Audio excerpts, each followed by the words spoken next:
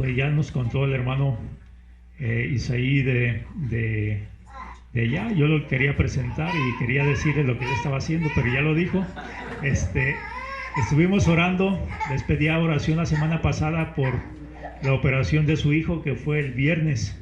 Ahorita nos va a contar cómo salió, ¿verdad? Otoniel tiene 16 años, 15 años. Y pues también Dios lo usa ahí con él en la obra allí en Urel, Michoacán. Pues es una bendición que ya salió de la operación y que Dios proveyó la gran parte de los gastos que se ocupan para esa operación. Hemos estado orando por el ministerio del hermano, ahí lo tenemos en la foto, el pastor Jacob Isaí, ahí en Urel, para que sigan orando por él, por su ministerio. Él nos va a contar más de todo esto. Y pues me da gusto que estés con nosotros, hermano, después de tantas invitaciones. Aquí está, ahora sí. Dios te use.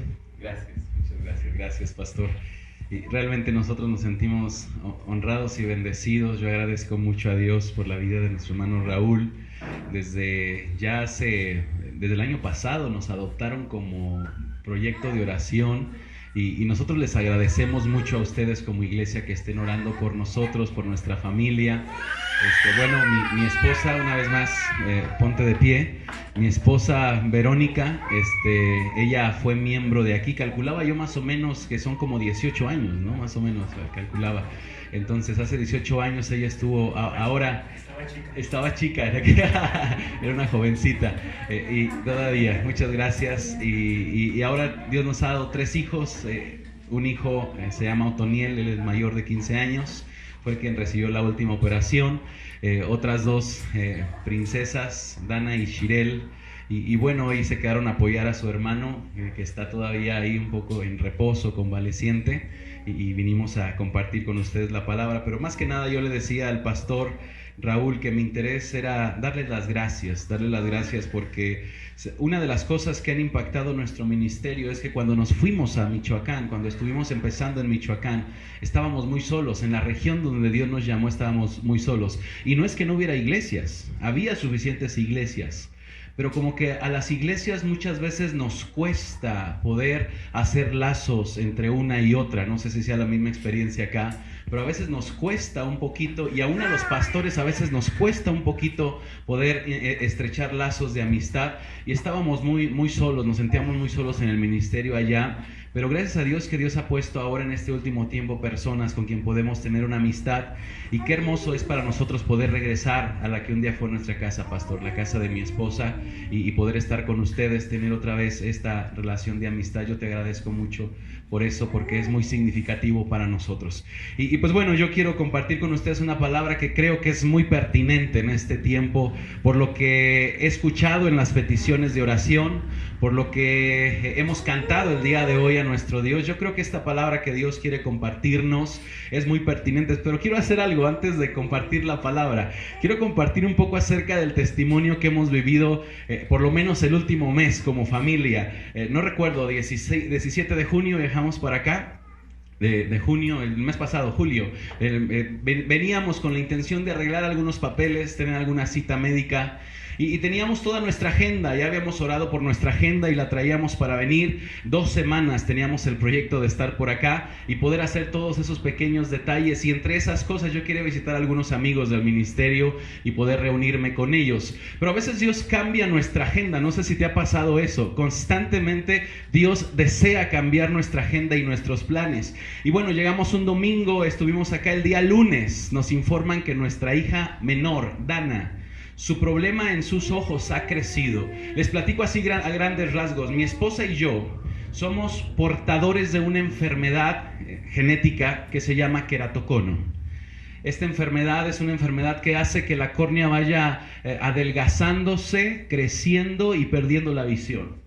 Cuando Dios nos permitió conocernos, estuvimos orando y Él confirmó. Cuando la presenté con mi médico, me dijo: ¿sabes lo que estás haciendo? Probablemente tus hijos nazcan ciegos.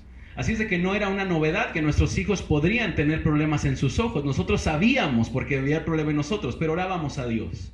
creyendo fielmente que como Dios tuvo un plan para nosotros y nos ha usado como parte de ese plan, así Dios tendría un plan para nuestros hijos. ¿Sabes por qué? Porque Dios es un Dios de planes. Diga conmigo eso, Dios es un Dios de planes. ¿Lo crees? Dios es un Dios que no deja nada fuera de su plan. Dios es un Dios de orden. Y bueno, Él tuvo un plan para mi vida y tuvo un plan para mi esposa y estamos convencidos que para mis hijos también. Pero cuando llegamos nos informan que la enfermedad en mi hija está creciendo demasiado rápido y que necesita ser sometida a una cirugía. Gloria a Dios por esa cirugía. Gloria a Dios por ese recurso que existe hoy en día. Yo personalmente no veo con mi ojo derecho. Veo con el izquierdo, gracias a Dios, por un trasplante que tuvimos. Me tocó ver cómo mis padres batallaron cuando yo tenía 8 años con problemas de mis ojos. Yo perdí la vista en mis ojos progresivamente, primero en un ojo, luego en el otro. Y gracias a Dios porque hoy existe este recurso que pretende frenar el crecimiento en el problema de nuestros hijos. Y pues bueno, dijimos, Dios, estamos en tus manos. No esperábamos esto, teníamos nuestra agenda, pero Dios tiene la suya. Y bueno, empezamos a prepararnos, a orar, a compartir esta necesidad, buscando puertas abiertas para que Dios hiciera lo que Él está planeando hacer. Día martes, mi papá llega enfermo. El día sábado les confirman que es COVID. No, ya pasó mucho tiempo, no se preocupen, ellos ya están recuperados, ya están trabajando nuevamente, ya pasaron por eso, así de que no salgan corriendo en este momento. Bueno, no lo planeamos, pero era algo que teníamos que vivir, así es de que pues hablé con ellos, tenemos que movernos, mi hija estaba ya programada para cirugía, no se podía enfermar. Día sábado mi esposa y mi hija Sara comienzan con síntomas. Oh Dios, ¿qué hacemos? ¿Qué hacemos? El día lunes nos presentamos buscando, el día domingo estuvimos buscando dónde poder aislarnos. Ustedes saben que parte del tratamiento de esta enfermedad es el aislamiento y debemos ser cautelosos porque no sabemos a qué lugar va a ser o en qué persona puede ser letal. Personalmente yo padezco de asma y soy diabético, entonces hemos cuidado todos estos 2 años y por la gracia de Dios hasta aquí nos ha ayudado el Señor, no hemos sido alcanzados. El día lunes nos presentamos a hacer pruebas, sale positivo mi esposa y mi hija. Bueno, me toca ir con Dana a la cirugía el día martes. El día martes nos presentamos a la cirugía, mi esposa y mi hija aisladas por COVID. La sintomatología estaba controlable, pero siempre está la preocupación, ¿verdad? De qué va a pasar. El día martes, gracias a Dios, mi hija recibe la cirugía. Bien, venimos a casa, un martes complicado, difícil, con el dolor de ellas. Y bueno, las madres dicen, pues qué difícil puede ser atender a una hija, pero los padres... Es un poquito diferente. ¿Cómo se atienden los hijos? Estaba por teléfono. ¿Qué hago? Los medicamentos, las atenciones, la comida, estar con ella en cama, un poco difícil para nosotros los padres. Los padres que han cuidado de sus hijos saben de esto. Ahora, el día miércoles está oscuro, un escalón que no veo y me provoca un esguince. Oiga, pastor, como que ahora sí anda medio que necesita acercarse más a Dios, ¿no? El miércoles me esguinzo el pie y le digo, Dios, no puede ser. No es el tiempo, necesito atender a mi esposa, necesito atender a mi hija, no es el tiempo. Pensé en ese momento, sinceramente, que lo peor había pasado ya. Pero al siguiente día siguen pasando cosas, una documentación que teníamos que hacer.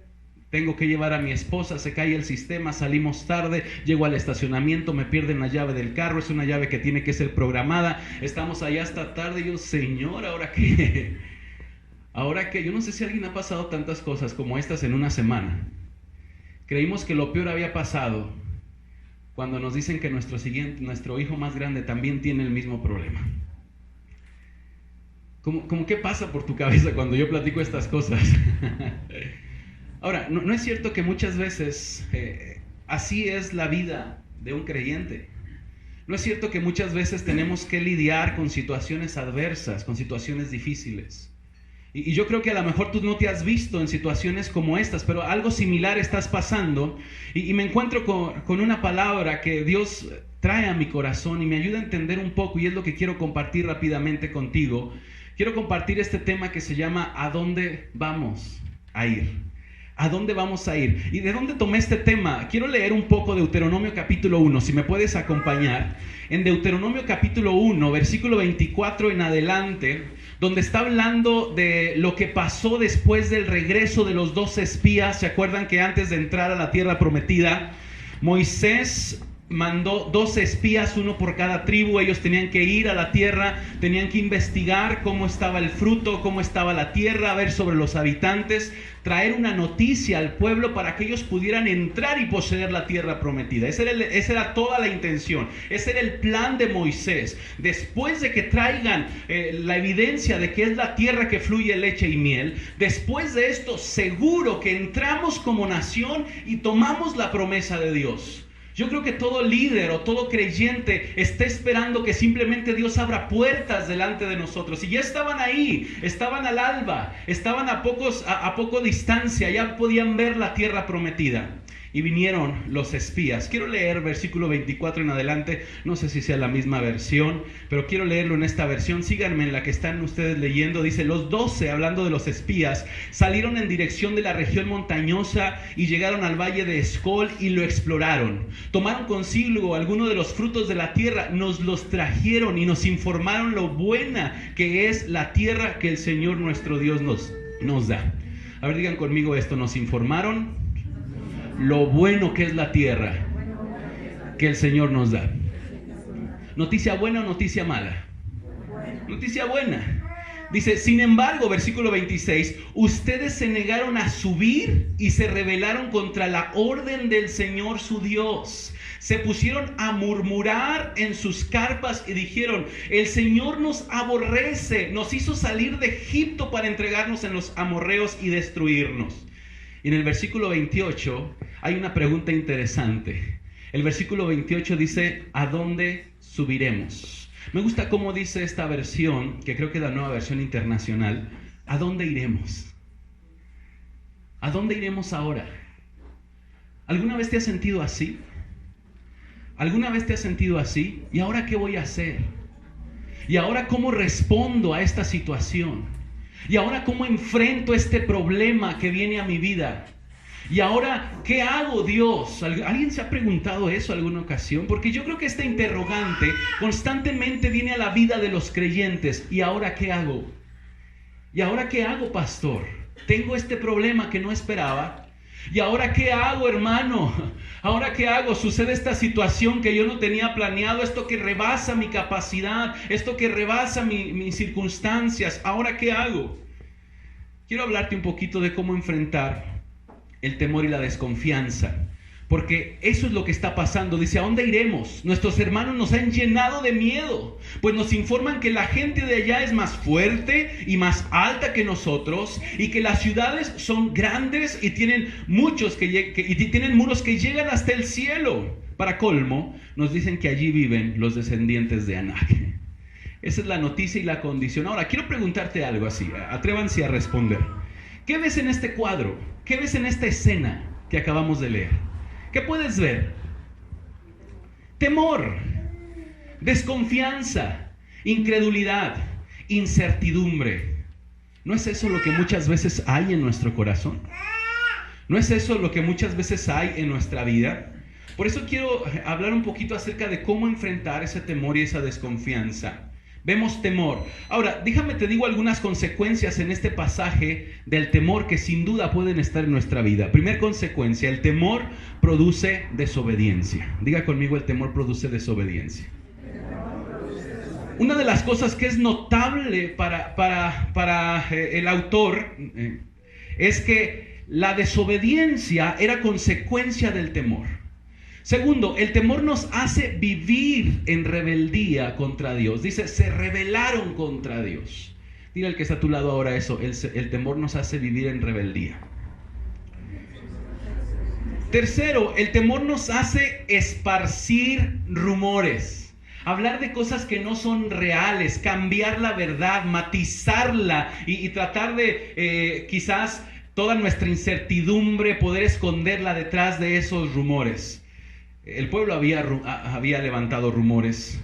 El temor nos hace distorsionar la imagen de Dios y sus planes. No sé si pusiste atención, pero me llama la atención cómo el pueblo dice estas palabras acerca de Dios. Dice: el Señor nos aborrece, nos trajo aquí para ser destruidos.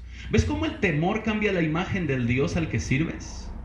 Cuando tú y yo nos llenamos de incertidumbre por situaciones difíciles, cuando tú y yo nos llenamos de incertidumbre por cuestiones que están más allá de nuestro entendimiento y de nuestra fuerza, se cambia la imagen de Dios en nosotros. Un Dios malo es lo que veían ellos, un Dios que los aborrecía. El temor magnifica nuestros problemas, ¿están de acuerdo conmigo?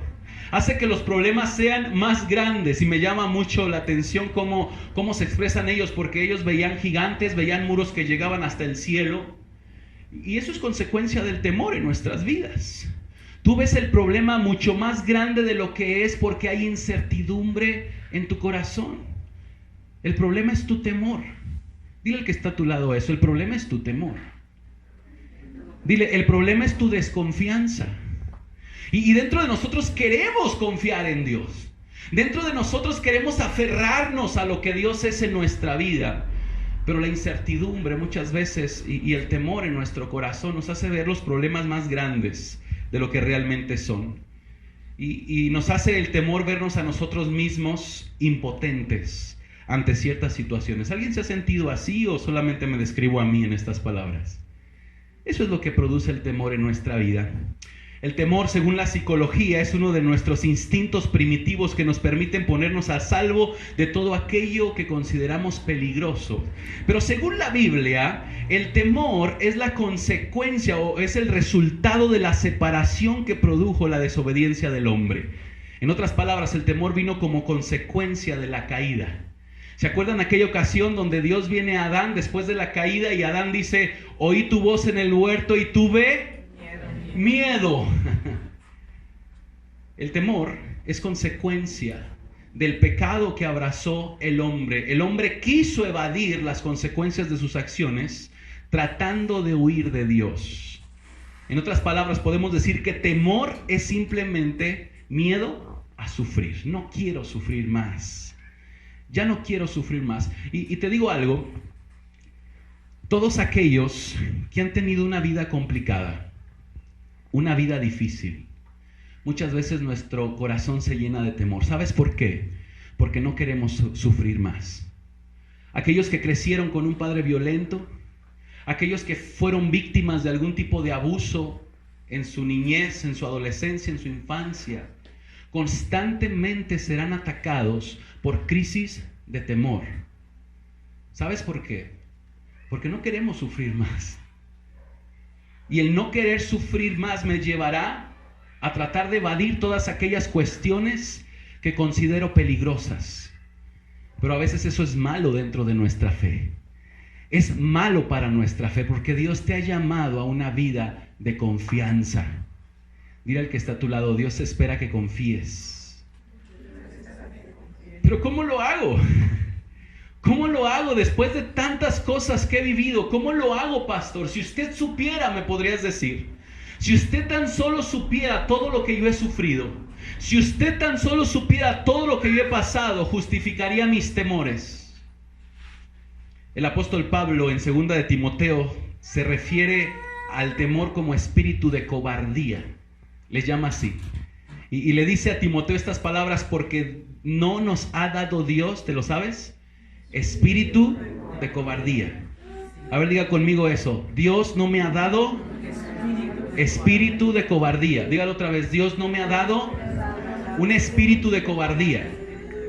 Eso es lo que dice Pablo. Pablo le recuerda a Timoteo esto. Dios no nos ha dado un espíritu de timidez. La palabra cobardía es la palabra deilía, del griego, deilos, que significa pavor, temor. Viene como consecuencia de ser amedrentado, ser cobarde o tratar de huir o evitar. Eso es la cobardía. Dice Pablo, Dios no nos ha dado ese tipo de espíritu. La iglesia de Cristo no debe ser dominada por ese tipo de espíritu. Por lo tanto, nosotros podemos entender que Dios nos llama a poder contrarrestar o trabajar para que ese espíritu de cobardía que nos heredó nuestro pasado, que nos heredaron nuestras circunstancias, que transmitieron a nosotros nuestros padres, que el mismo mundo en el cual vivimos ha puesto sobre nosotros, se ha quitado de nuestra vida. Cuando hablamos de espíritu de cobardía, estamos hablando de la inclinación del corazón. de la actitud con la cual enfrento la vida. Y la vida cristiana es tú y yo aprendiendo a quitar de nosotros ese espíritu de cobardía. Quiero preguntarte, ¿cómo estás en eso? ¿Cómo vas en quitar de ti esa cobardía? ¿Cómo vas en quitar de ti ese temor? Ahora, San Juan, aunque no es la porción, por eso no me voy a detener mucho en esto, pero San Juan nos explica en la primera carta que solamente hay una forma de poder erradicar ese espíritu de cobardía, y esa forma es tu relación con Dios. Primera de Juan, capítulo 4, lo voy a leer en la traducción al lenguaje actual, versículo 16 en adelante. Fíjate lo que dice. Juan escribe estas palabras: sabemos y creemos que Dios nos ama, porque Dios es amor.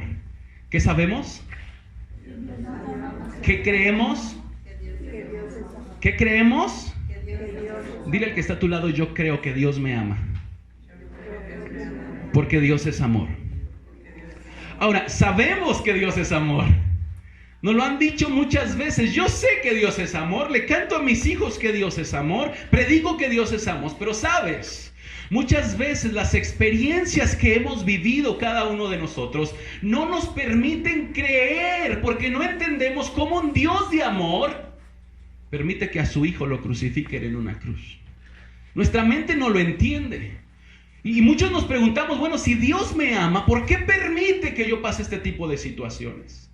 ¿Por qué me expone a enfermedades? ¿Por qué me expone a problemas y a las situaciones que hoy hemos estado compartiendo durante esta actividad? Sabemos que Dios es amor, pero Juan dice que eso lo debemos creer. Esto es abrazar esta verdad.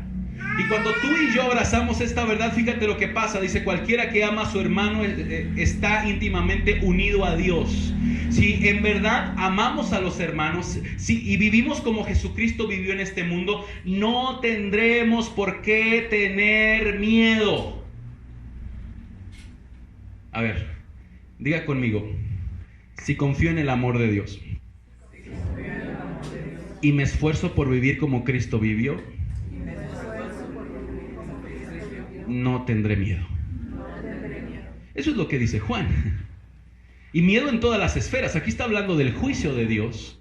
Pero el miedo es erradicado por tu conocimiento y tu cercanía con ese amor, el amor de Dios. Así es de que si tú has vivido situaciones difíciles en tu vida, solamente tienes un camino para ser restaurado. Y eso es conocer ese amor. Realmente vivir ese amor. No te conformes con ser un cristiano del domingo que viene y escucha la palabra a ver qué pasa en la semana. Vive el amor de Dios. Crece en ese amor, experiméntalo, hazlo tuyo. Porque la palabra dice que si tú haces eso, entonces tu fe va a ser transformada por tu relación con Dios. Si habemos muchos cristianos llenos de temores, porque hemos descuidado nuestra relación con Cristo. Es porque no estamos viviendo como Cristo quiere que vivamos. Es porque no estamos atesorando ese amor. Es porque no estamos viviendo ese amor. Ahora, regresando un poquito a Deuteronomio. En Deuteronomio, donde se habla de todo este escenario de temor, nos da por lo menos 3 consejos muy sencillos acerca de cómo desarrollar nuestra confianza y vencer el temor. Principio número 1. Atrévete a obedecer a Dios y apréndete a moverte en sus tiempos. A ver, diga conmigo: debo atreverme a obedecer a Dios y moverme en los tiempos de Dios. Tiene que ver con obediencia. Moverse en los tiempos de Dios tiene que ver con obediencia. Fíjate lo que dice. Los tiempos de Dios demandan nuestra obediencia. Quiero dejarte esta verdad. Los tiempos de Dios, o descubrir los tiempos de Dios, demanda que tú y yo estemos dispuestos a obedecer. ¿A qué debemos estar dispuestos? El temor se vence aprendiendo a movernos en los tiempos de Dios. No descubrimos los tiempos de Dios hasta que nos atrevemos a ser obedientes a Él. ¿Cómo descubrir los tiempos de Dios? Atrévete a ser obediente. ¿Quieres descubrir qué Dios tiene para tu vida? Atrévete a obedecerle. A veces tenemos como muchos paradigmas, pero es que estoy esperando en la voluntad de Dios, en el tiempo de Dios, y pasa el tiempo y pasa el tiempo y el tiempo de Dios nunca llega. Y Dios dice simplemente obedéceme. Fíjate lo que dice el versículo 19, Deuteronomio 1:19. Dice así: obedecimos al Señor nuestro Dios y salimos de Horeb rumbo a la región montañosa de los amorreos. Cruzamos todo aquel inmenso y terrible desierto que ustedes han visto. Está hablando Moisés.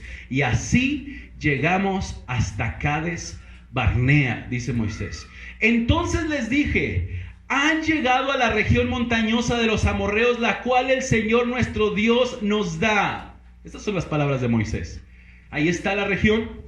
Ya llegamos.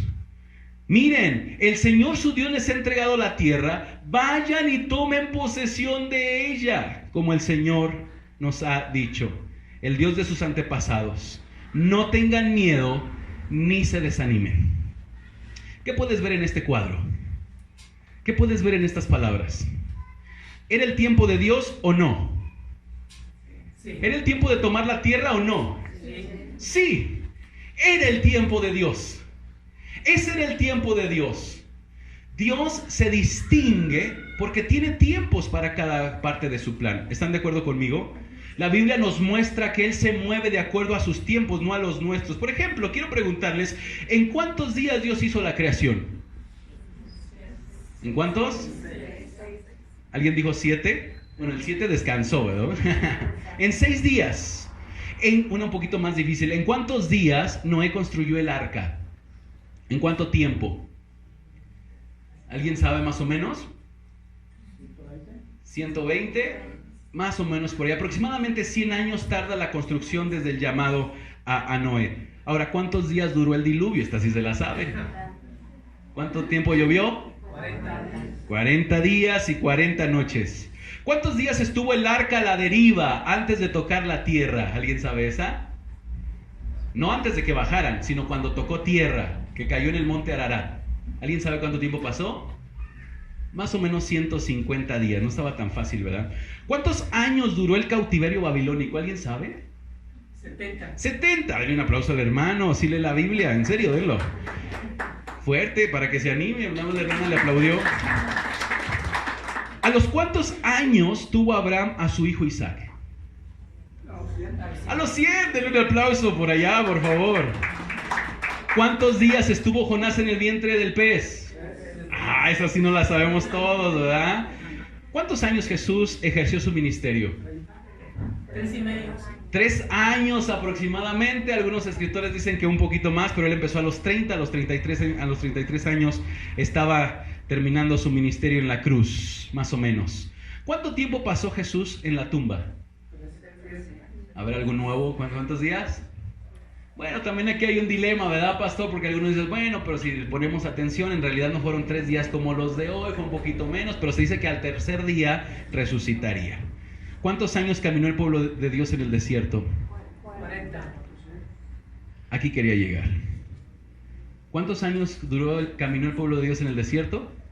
40. 40 años. ¿Sabes cuánto había pasado hasta que leímos esta parte donde Moisés les dice, ahí está la tierra prometida, tomémosla?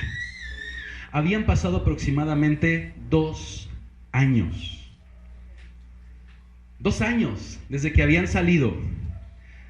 Todo esto, 2 años desde que habían salido de Egipto y habían andado por el desierto hasta que llegan a este lugar donde ya está la tierra prometida y Moisés les dice, es tiempo de tomarla, Dios se las ha entregado. Pero ¿qué pasó? ¿Qué pasó en el pueblo? ¿Qué pasó? Hubo temor. El temor le llevó a desobedecer, el temor le llevó a evadir, le llevó a huir, le llevó a desconfiar y a privarse de la oportunidad de poseer la tierra prometida.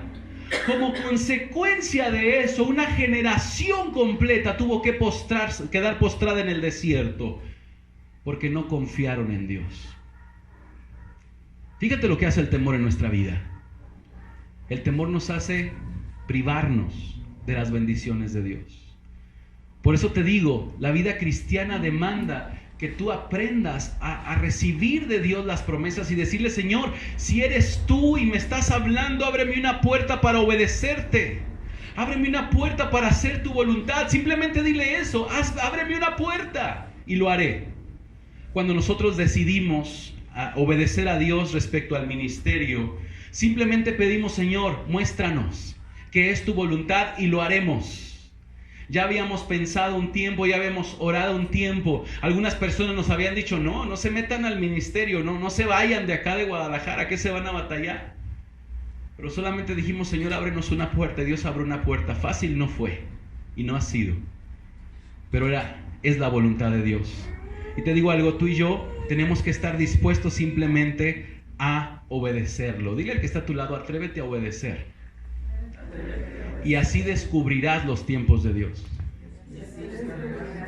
No descubrimos los tiempos de Dios hasta que le dices: Señor, en esto que tú me estás pidiendo te voy a obedecer. Hay algo que Dios te esté pidiendo que no has obedecido. Es tiempo de hacerlo. No te prives de la bendición. Hay algo que Dios te está pidiendo hoy. Obedécele. Obedécele y vas a ver puertas abiertas delante de ti. La enseñanza número 2: tenemos que aprender a rechazar la tentación de buscar nuestras propias soluciones. Rechaza la tentación de buscar tus propias soluciones. Dile al que está a tu lado eso: rechaza la tentación de buscar tus propias soluciones. Cuando se trata de problemas, cuando se trata de adversidad, somos expertos en buscar nuestras soluciones. ¿Estás de acuerdo conmigo? Somos buenísimos para buscar nuestra salida. Y luego le decimos a Dios: bueno, Señor, mira, tengo este problema, ya lo resolví, bendice esto. Este es mi plan para salir del problema, bendícelo. Mira, esta es la solución, bendícele. Y le decimos: Dios, tienes que hacer esto, Dios. Esta es la respuesta. Somos buenísimos. Fíjate lo que dice el versículo 22. Antes de leerlo, quiero compartirte esto. Desarrollar nuestra confianza en Dios demanda rechazar la tentación de buscar nuestras propias salidas. Un creyente que quiere crecer en su fe aprende a no buscar sus propias soluciones. Fíjate lo que dice el versículo 22. Seguimos en Deuteronomio 1. Pero todos ustedes, está hablando Moisés, vinieron a decirme: enviemos antes a algunos de los nuestros para que exploren la tierra y nos traigan un informe de la ruta que debemos seguir y las ciudades en las que podemos entrar. Fíjate lo que dice Moisés: su propuesta me pareció buena, así que escogí a 12 de ustedes, uno por cada tribu. Según Deuteronomio, según esta porción en Deuteronomio, el temor del pueblo de Israel lo llevó a buscar una solución: mandar espías. Según Deuteronomio, los espías son un intento del pueblo para tratar o que manifiestan la desconfianza del pueblo. Dios les había dicho: ahí está la tierra. Ahora, lo que me llama la atención es que Moisés dice: su propuesta me pareció buena. Está hablando un líder de Dios, una persona llamada por Dios, y dice: pues me pareció bien. Ahora, aún así Dios bendijo el viaje de estos 2 espías. Aún así Dios certificó esto que querían hacer, pero esto surgió de un corazón temeroso. Y te digo algo: a veces en nuestro corazón hay propuestas para nuestra solución, para nuestros problemas, que parecen buenas.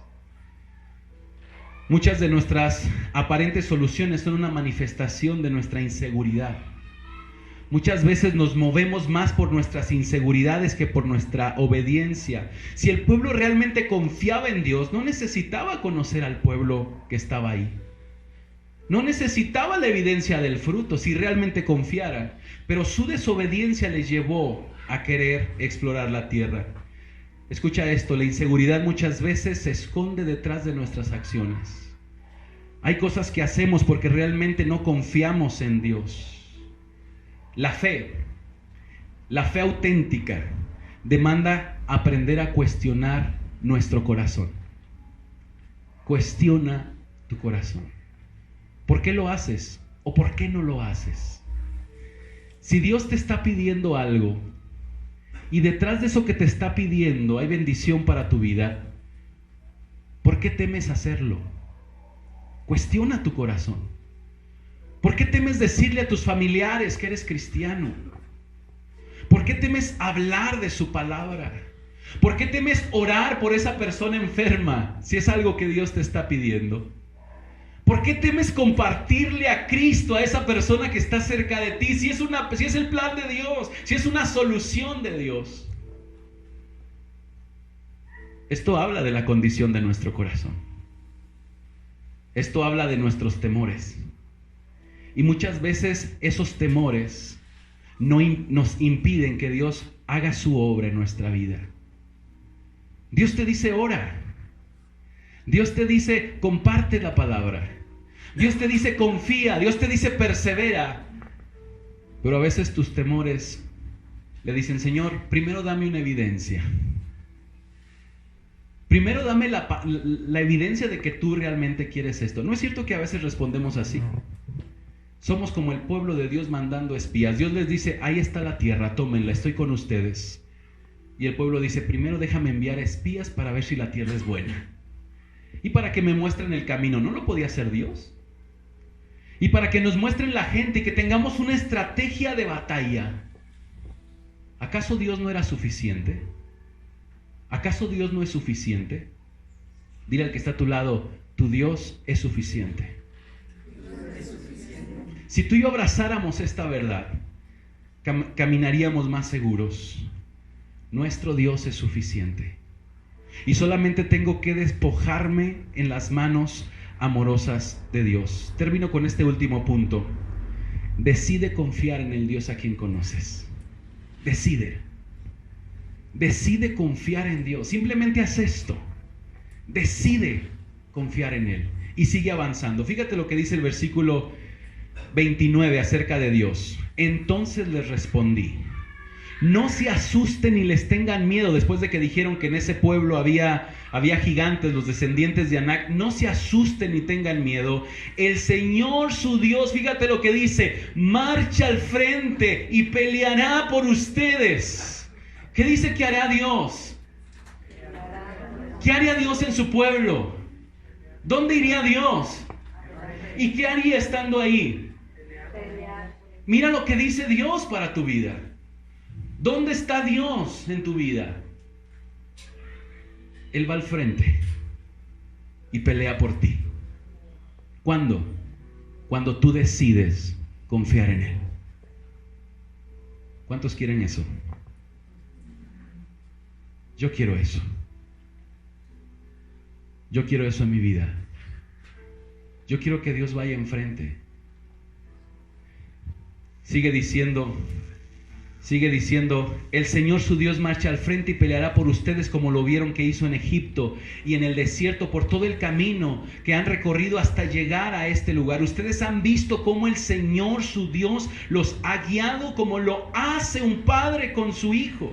A pesar de eso, ninguno de ustedes confió en el Señor su Dios, que se adelantaba a ustedes para buscarles dónde acampar. Me encanta esta escena que pinta Moisés. Moisés está tratando de hacer que el pueblo confíe en el Dios al que sirve. Primero, un Dios que no deja a sus hijos solos. Déjame decirte que aunque tú te sientes solo en medio de tus batallas, realmente Dios está ahí contigo. La soledad es consecuencia tuya, de tu pasado, de algo que Dios quiere sanar. Pero la presencia de Dios es inequívoca, innegociable. Él está ahí contigo. Porque Dios no deja solos a sus hijos. Él va al frente. La idea de ir al frente viene del tiempo de guerra, donde el rey que realmente amaba a su pueblo iba al frente de la batalla. No los echaba por delante. Él salía a dar la cara por su pueblo, y ese es Dios en tu vida. Moisés habla de un Dios que ama a sus hijos y los defiende, pelea por ellos. Bajo esta idea, Dios evita que el enemigo destruya a sus hijos, dando la cara primero por ellos. Ese es el Dios al que sirves. ¿Qué hizo el pueblo para salir de Egipto? ¿Qué hizo el pueblo? ¿Qué cosas poderosas, qué cosas estruendosas, qué hazañas hizo el pueblo? Ninguna. Todas las hizo el Dios a quien decidieron obedecer. También Moisés habla de un Dios que guía a su pueblo como un padre guía a sus hijos. Y esto de la guía tiene que ver con algo. Dios siempre nos ayuda en medio de cualquier situación a cumplir sus propósitos. Tenlo por seguro. En medio de esa situación que estás viviendo, Dios te ayuda a cumplir tu propósito, sus propósitos. ¿Estás de acuerdo conmigo? Y finalmente, un Dios que tiene preparado algo bueno para ti. Dice, y se adelantaba buscándonos un lugar donde acampar. Ese es el Dios al que servimos. Ese es el Dios en quien debemos confiar. Solo atrévete a hacerlo. Quiero terminar orando. Pónganse de pie para que descansemos un poco.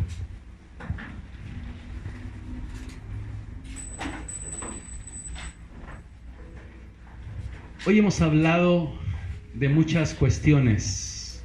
Se mencionaron muchas necesidades. El pastor vino acá y él mencionó muchas situaciones. Y quizás tú y yo somos parte de esas situaciones. Yo quise compartirte mi testimonio para que veas que situaciones difíciles es parte de nuestra vida. Pero ahora quiero invitarte a que tú pienses en aquellas situaciones que tú necesitas enfrentar. Sé bien sincero con Dios. Sé bien sincero. ¿Cuál es el problema que tienes por delante? ¿Cuál es la situación que atemoriza tu corazón? ¿Qué es aquello con lo cual tú estás batallando? ¿Y por qué si somos sinceros no le decimos hoy a Dios, Señor, ¿sabes qué? Creo que mi corazón tiene miedo. ¿Por qué no eres sincero hoy con Dios y le dices, Señor, perdóname? Porque quizás yo estoy buscando mi solución, quizás yo estoy buscando la respuesta a mi manera y no he permitido que seas tú. Con tus ojos cerrados ahí donde estás, primero pidamos perdón a Dios. Dile, Dios, perdóname. Perdóname, asumo mi responsabilidad.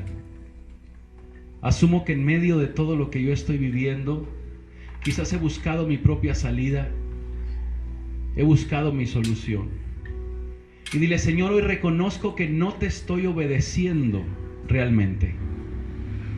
Perdóname por eso. Pero hoy reconócelo también. Dile, Señor, reconozco que tú eres mi Padre y que vas al frente de mi vida. Hoy reconozco que no estoy solo en medio de este problema. Sabes, yo vine y te empecé hablando de un montón de situaciones que fueron imprevistas para nosotros. Pero quiero decirte que en cada una de ellas Dios ha tenido una solución. Y me ha mostrado que no estamos solos. En cada aspecto Dios ha cuidado. Ese es el Dios al que servimos. Un Dios que ama. Un Dios que protege. Un Dios que se adelanta, que va delante de ti, que tiene reservado para ti un lugar especial. Él tiene la respuesta. Tú no la conoces, pero Él la tiene. Dile, Señor, permíteme encontrarla. Padre, te agradecemos por tu palabra. Gracias porque eres un Dios que cuida de sus hijos. Hoy hemos mencionado muchas necesidades delante de ti. Hoy hemos mencionado muchas peticiones. Permítenos confiar que tú estás en control. Permítenos ser obedientes a ti en medio de cada una de estas situaciones. Permítenos cumplir nuestro propósito. No nos permitas evadir. No permitas que el temor nos haga huir, sino que enfrentemos nuestras circunstancias confiando que tú estás con nosotros. Gracias por esta iglesia. Gracias por cada uno de sus miembros, por cada uno de sus proyectos. Nos sentimos bendecidos porque a través de ellos bendices nuestra vida también. Úsanos para tu gloria. en el nombre de Jesús. Amén. Dios de amor, justo y redentor, perfecto en misericordia, gracia y perdón. Me viste a mí, siendo un pecador,